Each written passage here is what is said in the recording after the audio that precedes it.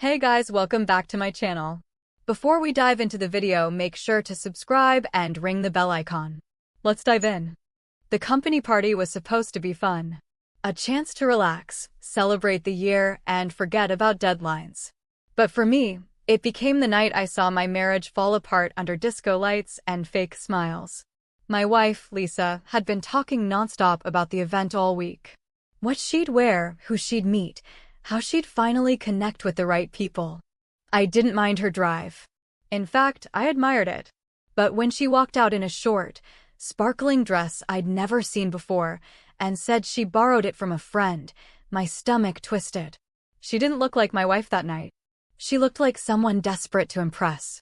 Asterisk, picture this. You're at a party, watching your partner flirt with someone else, right in front of you. What do? Asterisk. At first, everything seemed fine.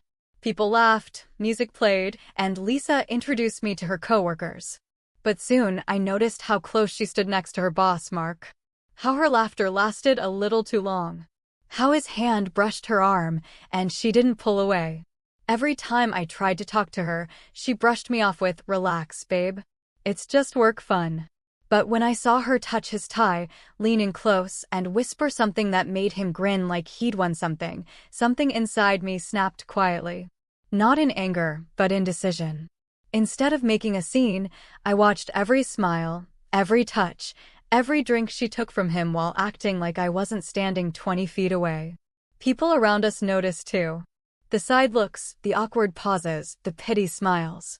My wife was becoming the joke of the night, and I was the fool watching. Asterisk, one small action can change everything. What happened next shocked even me. Asterisk.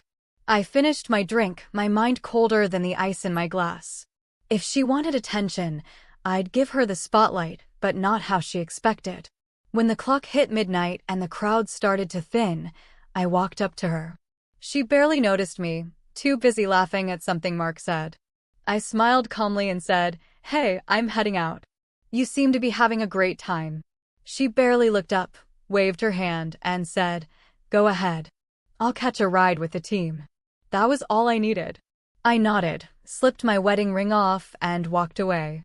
But before leaving, I grabbed a napkin, borrowed a pen from the bartender, and wrote a short note that would end her night and change everything. The note said, "Enjoy your ride home, Lisa. By the time you read this, I'll be gone. Check your phone if you want to see what everyone else saw tonight." You see, I'd quietly recorded her all evening. Not to shame her publicly, but to protect myself from lies later. A simple video, nothing changed, just her laughing, touching, and flirting with her boss while ignoring her husband. I sent it to her as I got in my car, blocked her number, and drove to a hotel across town. The last thing I saw before turning my phone off was her name lighting up my screen. Call after call. I didn't sleep much that night, not from anger, but from strange calm.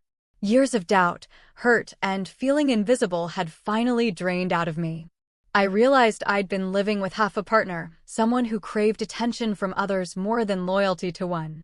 I woke at dawn, turned my phone on, and it nearly crashed from notifications. 105 missed calls. Dozens of texts. Some begging. Some sorry. Some full of panic. "Please come home. I made a mistake." Mark said it was harmless. "I'm sorry. Please talk to me." Later that morning, my friend Daniel, who worked at the same company, called. His voice was tense. "Dude, Lisa made a scene." That video spread around the office. "Someone must have recorded your screen before you deleted it." My heart sank. I hadn't meant to ruin her name, but maybe that was fate stepping in. Mark was suspended for bad behavior, and Lisa was asked to take personal leave. Their networking had turned into a scandal overnight. When I finally met Lisa a week later, she looked nothing like the woman from the party. Her eyes were red, her voice shaky. "It was just harmless fun," she whispered. I looked at her, tired but steady. "You called it harmless when it was my heart you were playing with," I said. "But now that it's your reputation, it's suddenly serious." She broke down crying, saying she'd lost everything, her image, her job, her friends. And I just nodded quietly. "You wanted freedom, Lisa," I said. "You got it." She begged for another chance. Promise therapy. Promise change.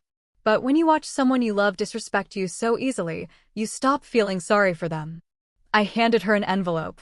Inside was a separation agreement, already signed. Her tears fell on the paper as she whispered, "So that's it?" I nodded. "That's it," I said softly. "I'm done being the man you mock." Months passed. She tried to reach out a few more times, but I never replied.